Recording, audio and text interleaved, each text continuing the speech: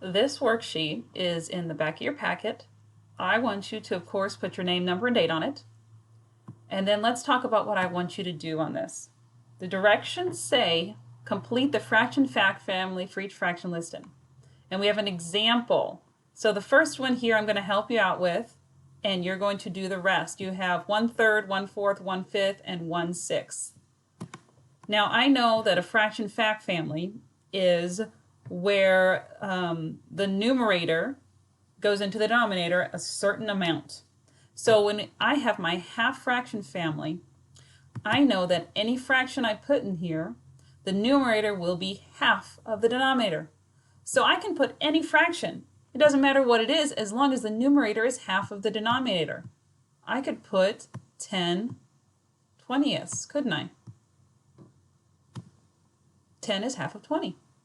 I could put 3/6 because 3 is half of 6.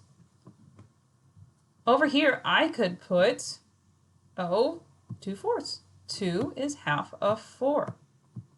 They are in the half fraction fact family. The numerator is half of the denominator. I multiply the numerator by 2 to get to the denominator.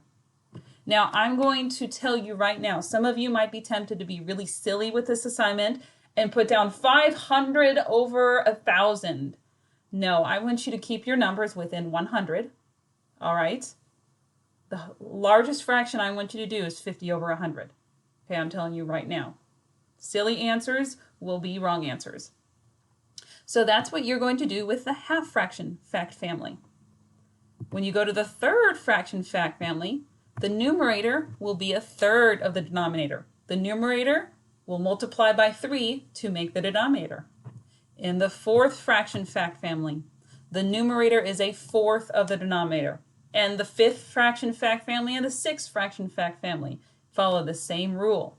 And you just need to give me 5 fractions for each family. I don't care what they are. They don't need to be in order as long as they follow that fraction fact family.